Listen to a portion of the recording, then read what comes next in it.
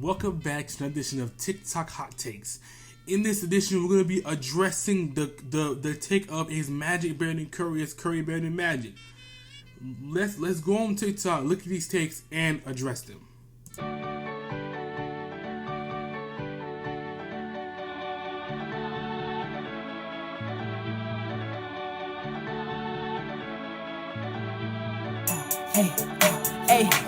Hey, 2021, I've been a little lazy. 2022, I'm popping out crazy. Joy to the world, joy to the fam. We cook up on Christmas, we going ham. We don't need no Santa, we worship the Lamb. The earth is the Lord, we taking the land. Joy to the world, Jesus was born. He died on the cross, the veil was torn. He rose from the grave, he settled the score. Call on his name, he got blessings.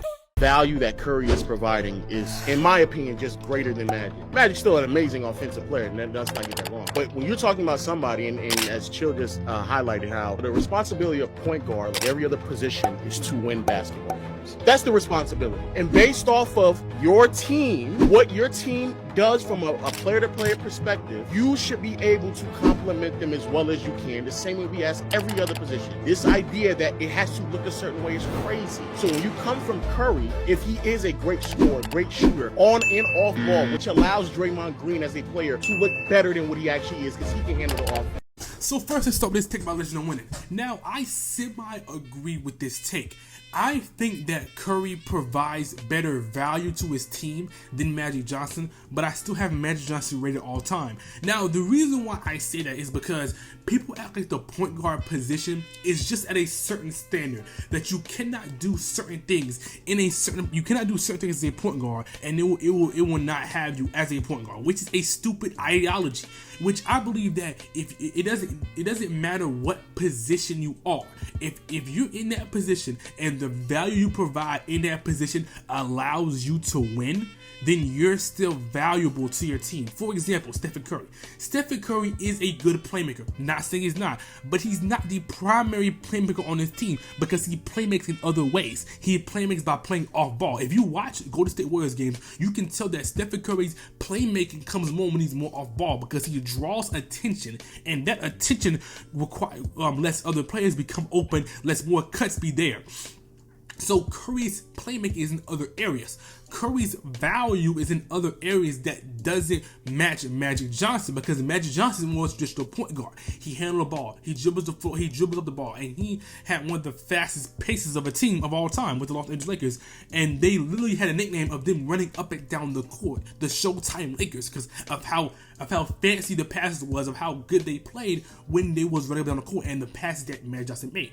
Now, the reason I have Magic Johnson rated higher all time is because of his accomplishments. He has the MVPs, the championships, and the way that he was able to transform the Lakers team immediately when he was on the team. But I feel like Curry is a better person, to contribute more value to his team in terms of Golden State Warriors. Because realistically, if we're being honest, Draymond Green will not be good on another team besides the Golden State Warriors. I think Draymond Green will still be an excellent NBA player, but not to the level that he is on the Golden State Warriors, because Stephen Curry allows him to play his role to a T. Same thing with Klay Thompson. I don't think Klay Thompson will be at the same level he was on the Golden State Warriors on a different team, because Stephen Curry allows his play to play at a certain level. It's just certain things about Steph Curry's play that gets underrated. Same thing about Kevin Durant. Kevin Durant on the Golden State Warriors was seen as the best player on the team, which I'm making a video on. And I don't think that Kevin Durant was the best player on the team, because ironically, on the Golden State Warriors team 2017-2018, Stephen Curry drew more attention than Kevin Durant, which is insane to think about. That more teams are worried about Stephen Curry's off ball, and Stephen Curry's shooting ability more than Kevin Durant. Not saying Kevin Durant is a better player than Stephen Curry, but it's insane to think that they would rather have a Kevin Durant pull up and everything than Stephen Curry. Stephen Curry may be having an off night, and it will still guard him like he's still on. That's insane to think about. So I semi-agree with this take. I think that Curry provides more value to his team than Magic Johnson. There's a difference between value and impact. I think he provides more value to his team, as I feel like Curry without this team, as we've seen before, is not on his team. I feel like value and impact are similar in certain ways, but it's also different. I think Magic Johnson is still higher all time. I still think Magic is the better point guard, but it's very close. If you think it's Curry, I'm not really mad at you.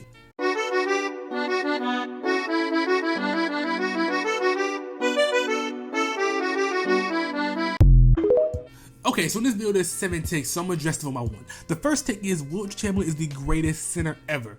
I have to disagree with that one. I think that is Kareem, if you think Kareem is a center, but I also think it's Bill Russell. If you count Bill Russell as a power forward, then okay, but I think it's either Bill Russell or it's either Kareem.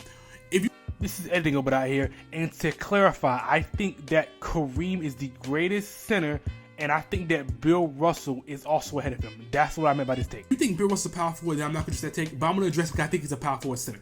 The reason I think it's Bill Russell is because Bill Russell changed the game in different ways that nobody understands. Nobody understands that the way that Bill Russell changed in defensive ways. He allowed some of the defense that play today, Bill Russell created them or orchestrated them and allowed them to play effectively. That's why. And also, when Wilt Chamberlain played Bill Russell, he really shut down Bill Russell. And Bill Russell really led some of these Celtics teams that's all-time great. He was the best player on his team by far. Even though he didn't score exceptionally, he was still the best player on his team. Now, if you don't think it's Bill Russell, if you think it's a power forward, then I'm going to say Kareem. Kareem Abdul-Jabbar is obviously better than Wilt Chamberlain. Kareem is better than him because, one, he won the scoring degree.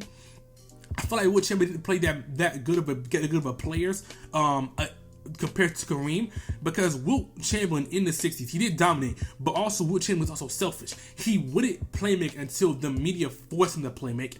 Wilt Chamberlain just in certain areas just wasn't that good in my opinion. I think he's good, but when you say greatest center, there are certain things, there's certain criteria that is also in that area, and I just think Kareem is better in certain areas than Wilt Chamberlain in my opinion. So I have Kareem over Wilt. I'm not gonna really address it that much.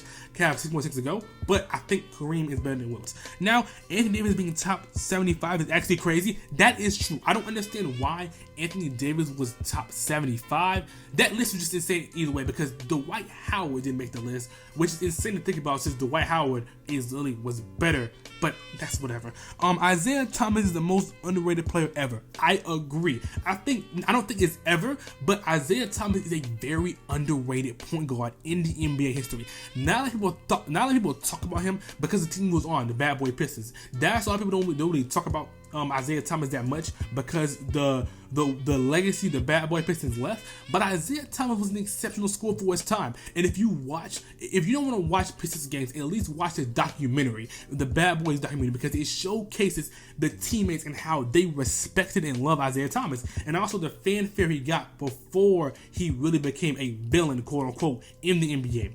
Now, the next take is, what did Chris Paul do? Now, this is one of the things that I just don't understand about NBA fans. Now, I understand the Chris Paul hate to a certain extent, I guess, but I do not fall into that category. Chris Paul is an exceptional playmaker. Chris Paul is known as the point guard because of his playmaking ability and the way he can playmake. That's one. Two, Chris Paul is an exceptional scorer. Please, if you ever want to see amazing scoring by a small point guard, watch New Orleans Chris Paul. Chris Paul almost could have won MVP 2008 because of the way that he played. Chris Paul is an exceptional mid-range player, and he knows how to get to the rim. Now, you say, what did Chris Paul do? Chris Paul provides playmaking impact for his team. Now, to a certain extent, Chris Paul does sell because he gets injuries. 2018 Houston Rockets, and the countless times on the Clippers that they have sold when trying to even get to the Western Conference Finals. But Chris Paul still provides exceptional impact for teams. Chris Paul is still a guaranteed Hall of Famer because of his exceptional impact on teams, the way he can play make, and his skill set. Either way, even though Chris Paul has not won a championship, he's been to the finals one time with the Phoenix Suns, yes, and Chris Paul just sometimes sells or underperforms in the playoffs. Chris Paul is not a severe underperformer, he really isn't. So, really, when you say, what did Chris Paul do, I'm asking you a question. Did you ever watch Chris Paul ever in your NBA knowledge? The next one is, the most protected superstar ever is Dwayne Wade, which I guess I don't really know if I agree with that, because yes, but really Dwayne Wade isn't really talked about that much in the NBA history. But when you say protected, the most takes I've seen about Dwayne Wade is about the James Harden take, which is an idiotic take, because James Harden is not better than Dwayne Wade, and I'm not addressing that take because it's pretty obvious who's better. So the most protected superstar is Dwayne Wade. I don't think that's necessarily true. If you think that is, maybe you've seen more conversations than me when it comes to Dwayne Wade, but I'm really a Dwayne Wade super fan. He's my favorite player of all time. So I see the conversations about him, and the only ones I've seen recently is the one about James Harden, and we all know that Dwayne Wade is better than him, and I'm not addressing that take. Now, she came to my house. She said, "Yo, Corey, what are we about?" I said, "Hey, turn on that Netflix. I'm trying to give you a." This next take addresses T-Mac and how prime T-Mac is a top 10 player of all time. Now, I'm going to make a video on why I feel like T-Mac is overrated. There are certain things why. I'm going to say a little bit why right now. So, prime T-Mac, in terms of talent and skill-wise, I guess you could say top 10 in terms of talent and skill-wise. But everything else, no. One reason why. Tracy McGrady couldn't get out of the first round. He also underperformed in playoff series, because McGrady is also injury riddled. So why would I have a player? Why would prime T-Mac be a top 10 player of all time when he would underperform in the playoffs and couldn't make it out of the first round? That's all I'm gonna say about that take.